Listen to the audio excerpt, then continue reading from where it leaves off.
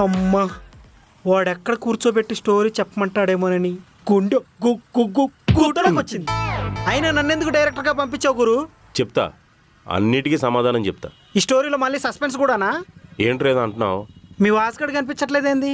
వాడిని పని మీద పంపించాను.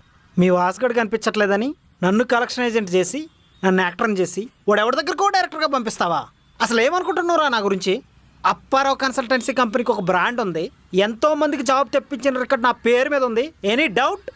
అరిటాకులు కట్టేం కాదు. నువ్వు నీ షాపుకి రెంట కట్టకపోతే ఓనర్ తలా లాక్కుండా అని నాకు ఎప్పుడో తెలుసు. అది షాప్ కాదు, కన్సల్టెన్సీ ఏజెన్సీ.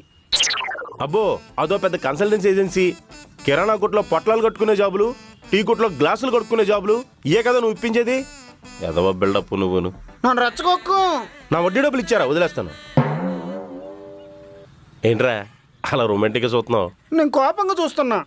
నువ్వే ఎక్స్ప్రెషన్ పెట్టినా ఒకేలా ఉంటుందిరా. ఆడి దగ్గర ఏం యాక్ట్ చేసావో ఏంటో.